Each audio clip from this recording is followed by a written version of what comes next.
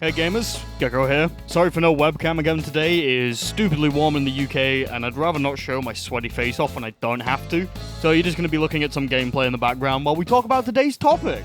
I would also like to apologize for the poor quality of Pro Skater footage. I swear that this is relevant to the video. I'm just not that good at Pro Skater. So if you're a follower of nearly everything I do, you probably remember the previous main channel video I did, where I talked about motion inputs and why a lot of people don't really like them, and how I thought it was kind of stupid that other games are allowed to have really complex mechanics, but fighting games get demonized for something that's been in the game since before I was born. And the example I used on that was Counter-Strike, but that video was originally very different.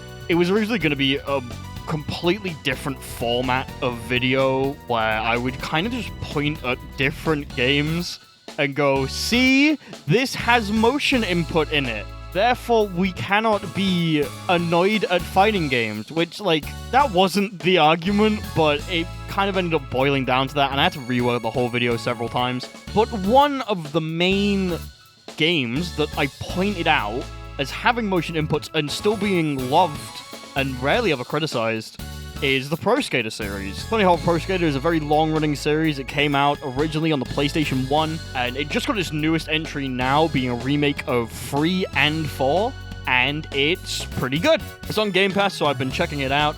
I've not been able to play it too much. I've only played the majority of the Tony Hawk's Pro Skater 3 section.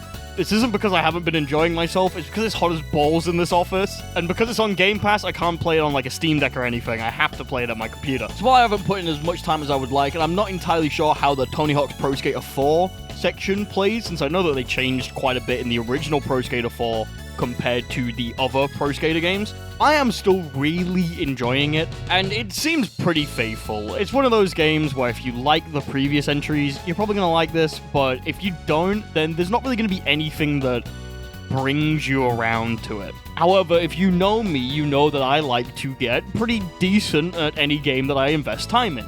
And one of the things that you need to do if you want to get good at Pro Skater, aka getting a really high score, is motion inputs. Now, I wouldn't say I'm necessarily good. As you can probably see by the majority of footage in the background, I kind of fumble around with everything that I do. I don't really take a lot of good lines. I mess up a lot of tricks. I constantly eat shit when trying to grind. But not only are these things that I would have to learn, I would also have to make sure that I'm doing the motion inputs in order to make sure I'm getting high scores. If you don't know, because you've never played Pro Skater or you've not played it for an extended period of time, there's several special tricks that you have after you fill your special meter.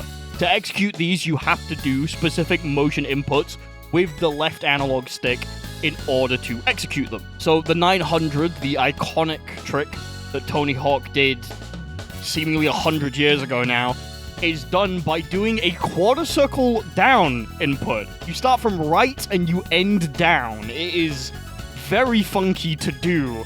But if you are a skateboarding fan, you probably want to do the 900 at some point. So you're going to have to learn how to do this weird motion input. And there's a bunch of them like that. There's a lot of quarter circles mostly, but if you want to do something like a manual, you have to flick down and flick up. There's ones which are like quarter circle ups. So you start right and you end up and you press the button. There's like down downs, up ups, left rights. It's seemingly simplified motion inputs, similar to how something like MK does it, where it is just cardinal directions. So while you're not going to be doing anything like a DP or a GG input, you are still going to be flicking the stick around if you want to do any of these special moves. And because of this, nothing has happened. Genuinely, I have never in my life heard anyone complain about the special inputs in Tony Hawk's Pro Skater, and I get it. When you're playing the game, you're already flicking the stick around a lot to adjust your line and make sure that you land correctly. So just flicking it in a specific way to do a trick doesn't really feel like that much of an extension of what you're already doing. But that can kind of be similar for fighting games. You're using the left stick to move around a lot, so flicking it in a certain way shouldn't really give as much of a reaction as it does to a lot of different people. So why is this? What's like the bigger reason? What's going on here? I was able to make the distinction initially that Tony Hawk gets away with motion inputs without much backlash, but I was never really able to explain why, at least in the original video. So that's why I'm here today. 5 minutes in and we've got the synopsis of the video down. Now, I'm sure some of you have pointed out, motion inputs are encouraged by Pro Skater, but they're never entirely mandatory. Apart from doing something like a manual, you're never really forced to actually do a motion input. You can go through entire lines and never do a single special the entire time. This is a valid way to play the game. In fact, it's the way that majority of people play the game on their first time. And even in footage that I have, you'll see me go entire levels and not do a single special move. Which kind of makes sense. When you're skating around and figuring out the controls, you don't want to be adding motion inputs on top of that initially. It's something that you add at the end to be able to increase your score, which is something that you really want to do. The game kind of conditions you to make you want to get a high score in a bunch of different ways. Apart from the fact that, like, number go up and that makes our monkey brain feel good, the game has a way of getting its hook in you where it convinces you that getting big score is actually really good and really cool. The way that I think it does this, and the way that it gets a lot of people, is through the missions that it has on each individual level. The first time that you go into a normal level, you'll get, like, a checklist of things you need to do. There's generally 4 scores that you need to meet. There's finding a secret tape. There's collecting all of the letters in the word skate, which, fun fact, is actually a take on a type of skateboarding game that people play where they copy tricks from each other. But this is to do more with locations than it is doing specific tricks. Doing a specific trick in a specific area, and then generally things that link more to whatever the level is. So it might be stop a certain amount of criminals from stealing things, or activate something specific, or tear down some flags, or something like that. Something that has you engage with the environment in a specific way. Now, looking at it is kind of a longer checklist, especially because 4 of them are get score, which increase with the challenge that you go down. So you start with a very simple score, and then you get to, I think it's sick, which is like a really, really high score, which sometimes is actually quite hard to get, especially on your first run. But all of these are secretly teaching you how to enjoy the game. Let's look at the skate one, for example. While it has nothing to do with its real-world counterpart, it's a very good tool to show you a line throughout the map that you can take. Skate is specifically put in a way where you can spell it out as you go through a map. You can start with S and end with E, and you will have had a satisfying run-through throughout the entire level. It subconsciously teaches you to find, recognize, and execute a line throughout the level that's never the most optimal, but it's enough to make you think about how the environment links to each other that it's good enough for a tutorial. The one that has you do a specific trick in a specific area is very simple. It gets you to look what that specific trick is, because just saying the name of it doesn't show you the specific input, and then have you execute it in a way where it shows you a specific gap that you can use. Gaps are very important because they add to your combo multiplier for basically free, so you want to put as many of them in your line as you can. And the environment-specific ones just encourage you to explore. Going and getting the secret tape normally has you go to an area that you wouldn't normally think of, but once you know it's there, it's a lot easier to understand how to get to it. That's a very obvious statement, but knowing how to get it and how to execute so that your character is actually there can help you accumulate more score, which, like I said, is one of the big missions that you can do. And it's getting that high score that makes the game feel good. Finding the line, executing it, and getting a big number because of it is a very addicting gameplay loop on its own. But the game makes sure that it slowly feeds you the information that you need in order to execute it yourself. The run that I did on Airport, the line that I basically made isn't a hard one. It's essentially just straight down the middle. But I tried a lot of times to actually execute it because it was really fun when I got near the end of it. I don't think I ever actually executed it. I wanted to get more variety in my footage, so I never got the full line. But I want to go back and I want to get that line eventually because it's really fun to do. And all of these have nothing to do with motion inputs. It's only when you want to break these higher scores that you have to begin executing motion inputs. So if you want to try and break 1 million, let's go with, at some point you're gonna have to do a motion input, because they give you a massive boost on the left and right side of your combo meter. Kind of like Balatro. It's really stupid. I was watching my combo meter go up and my brain literally thought, holy shit, this is just like Balatro. I think my brain might be rotted. Once you get the basics down and you begin to push yourself, once you've already got over that initial bump of finding your line, figuring out how to get around it, figuring out what you need to do, the speeds you need to get, the rails you need to grind, where you can manual, all that kind of stuff, then you can begin executing the more complex and tighter special moves. It also helps that when you make your own character, you can choose the special moves that you have, as well as what motion input that they're tied to. Different special moves always have different things about them.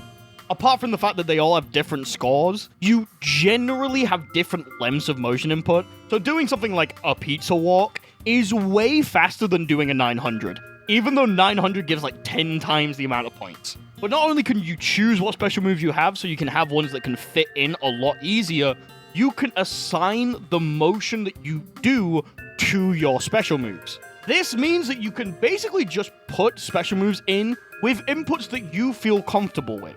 If you like doing things like down-downs, you can just add down-down special moves. I really like doing quarter circle forwards in fighting games, and on pad, they're one of the ones that I find really easy to do. So the two special moves that I added to my character are both quarter circles, because they feel really easy to do. Because it is primarily a single-player game, you can kind of just do whatever you want. There's no downside to changing a special move input, because it's not like you're competing directly against someone. So the system of allowing you to switch out special moves and switch in different inputs that you want is a really smart and simple one. I do think they definitely add to the game. Being able to put special moves on grinds and manuals gives a really cool feeling when you try to go for them just to get more score, and sometimes they lead to you messing up, sometimes they lead to you dropping a combo, but it never feels really bad because you know you just kind of mechanically messed up.